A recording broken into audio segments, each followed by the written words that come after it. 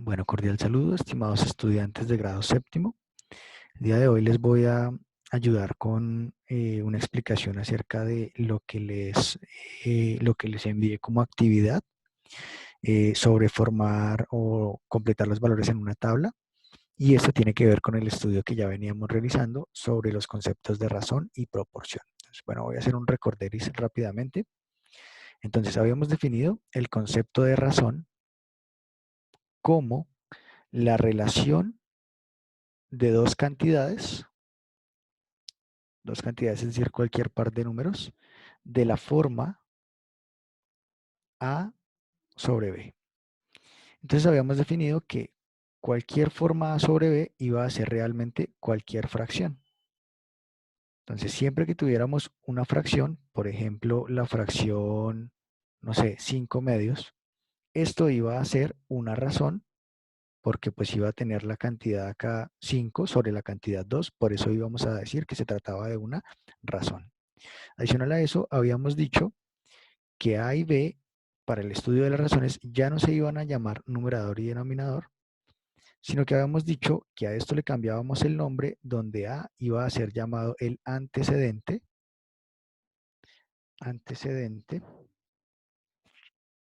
y B iba a ser llamado el consecuente. Entonces, una vez definimos esto que fue el concepto de razón, empezamos a trabajar el concepto de proporción. Y dijimos, proporción iba a ser la igualdad entre dos o más razones. Entonces, una vez que supiésemos ya que era una razón en matemáticas, ahora hacíamos una igualdad y a partir de las igualdades podríamos encontrar el concepto de razón. Dimos ejemplos, dijimos que un medio iba a ser igual entonces a 2/4, pero de esta proporción que formamos, vimos que también se cumplían varias cositas, que fueron las propiedades. Entonces, la primera propiedad que vimos es que se generaban cocientes iguales. Es decir, en la primera yo podría tomar 1 dividido entre 2 y eso me daba 0,5. Y asimismo en la segunda hubiese podido tomar 2 dividido entre 4 y eso también me iba a dar 0,5. Aquí la coloqué como fracción, aquí la coloqué con la cajita de la división porque recordemos que una de las interpretaciones de la fracción es la división. Entonces, como ambas divisiones daban lo mismo, ya sabíamos que se trataba de razones proporcionales. De hecho, habíamos indicado que podíamos acá directamente simplificar la fracción 2/4, donde mitad de 2 era 1, mitad de 4 era 2 y un medio efectivamente era igual a un medio. Bueno, eso fue lo que vimos. Pero vimos también después otra propiedad, que fue la propiedad de la tercera proporcional.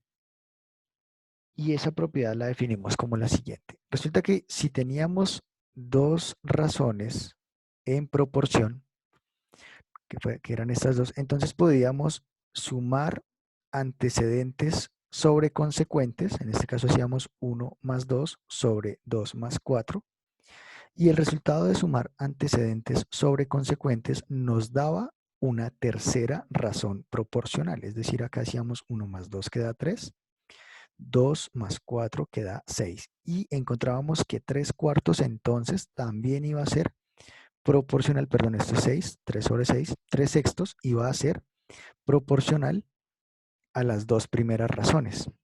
2 más 4, 6, entonces listo, 3 sextos. Y de hecho, podíamos también simplificar acá 3 sextos, tercera de 3 es 1, tercera de 6 es 2, y de nuevo llegar a la misma o a cualquiera de estas dos, digamos, razones que ya también habían sido simplificadas.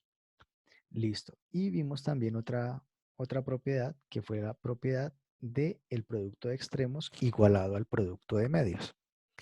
Esto era hacer, por ejemplo, acá en el producto de 1 por 4 igual al producto de 2 por 2, es decir, el producto en X. Si nosotros resolvíamos, 1 por 4 nos da 4 y 2 por 2 nos da 4. O sea que 4 es igual a 4 y se cumple. Pero, de hecho, lo hicimos explicando también el ejemplo de 2/4 igualado a 3 sextos, que fue la tercera proporcional que acabamos de encontrar. Aquí también se iba a cumplir, porque si hacíamos el producto de extremos nos daba 2 por 6 igual a 4 por 3 y eso nos daba 12 en ambos casos. Y como 12 era igual a 12, pues entonces se cumplía la tercera proporcional. Y se cumplía también este criterio. Entonces, hemos definido ya varias cositas. Por ahora hemos definido que si A sobre B es igual a C sobre D, entonces se cumple que A por D es igual a B por C. Pero también se cumple que A más C sobre B más D genera otra proporcional A sobre B, perdón, o AC sobre D, cualquiera de estas. Listo, son las dos propiedades que acabo de explicar, solamente que acá un poquito más en lenguaje técnico, ya utilizando pues letras para cada una de las cantidades, pero bueno. Ahora, esto digamos nos va a servir muchísimo en el estudio de lo que conocemos como series de razones. Por ejemplo, una de las series de las razones las vamos a encontrar al analizar este problema que yo tengo acá, que es el que les voy a colocar de ejemplo para apoyar la actividad. Entonces nos dicen, un atleta entrena recorriendo 128 kilómetros a velocidad promedio de 32 kilómetros por hora. ¿Cuántas horas entrena el atleta? Bueno, una de las formas de poderlo hacer es, bueno, si nos están dando velocidad promedio, significa que esa velocidad la podemos encontrar en cualquiera de los instantes de tiempo o en cualquiera de las distancias recorridas o lo que se conoce como cubrir distancias iguales en tiempos iguales. Siempre que me digan promedio es porque se trata de esto, en el caso de las velocidades, obviamente. Ahora, ¿cómo podríamos entonces hacer acá una serie de razones para ayudarnos a resolver este problema? Lo que podríamos hacer es, bueno, me están diciendo que 32 kilómetros recorre en una hora, entonces yo podría hacer aquí dos listas, una lista de horas y una lista de kilómetros. Y de esto, digamos, empezar a tomar algunos valores. Entonces ya sé que, por ejemplo, para una hora voy a recorrer 32 kilómetros. Para 2 horas recorrería el doble de 32 kilómetros, que sería 64 kilómetros. Y así sucesivamente, porque sé que de aquí aumenté al doble, pues aquí volvería a aumentar al doble. Ahora, acá en la tercera hora podríamos decir que entonces habríamos recorrido 96 kilómetros, que es lo mismo que hacer 32 más 32 más 32. Siempre pues para mantener, en ese caso, la velocidad. Y finalmente haríamos una cuarta hora donde se habrían recorrido 128 kilómetros. Y vemos que justamente ya llegamos al dato que nos dieron acá, que es el de 128 kilómetros. Listo, como ese es el recorrido y nos preguntaron cuántas horas, pues ya acá, desde la serie de razones, ya vemos que se evidencia la respuesta.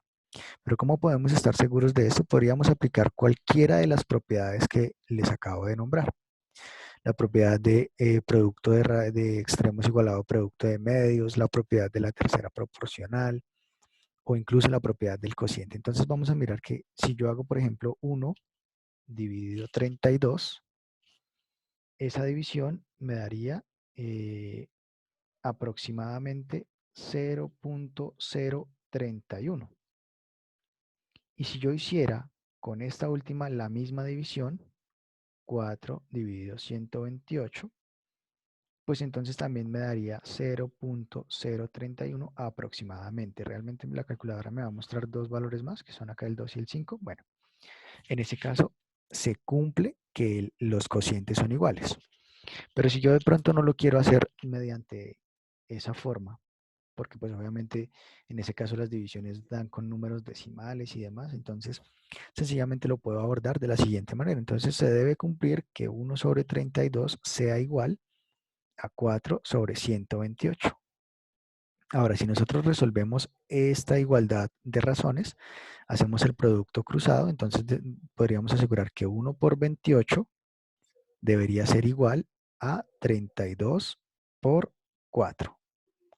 Cuando hagamos 1 por 28, eso nos va a dar 128, y cuando hagamos 32 por 4, eso también nos va a dar 128. O sea que de esta manera también vamos a poder demostrar que se cumple la proporción, que se cubren tiempos, en tiempos iguales se cubren distancias iguales, y que por lo tanto eso es una serie de razones porque forma proporciones, digamos, una serie de razones proporcionales, y es una forma de resolver ese tipo de situaciones. Entonces, cualquier enunciado que a mí me den en forma de pronto de problema va a requerir, digamos, con solamente tener dos datos, yo voy a poder establecer entonces otra igualdad, otra razón de la forma A sobre B, y así poder dar solución a la situación. Obviamente, pues este tipo de problemas se van a retomar más adelante en la escolaridad, cuando ustedes lleguen, por ejemplo, a décimo. Desde la física van a entender que esto se llama un movimiento rectilíneo uniforme, bueno, pero por ahora nos interesa esto no desde la física, sino desde la matemática. Entonces, aquí les dejo la explicación. Espero que les haya servido y nos vemos entonces en clase. Chao, que estén muy bien.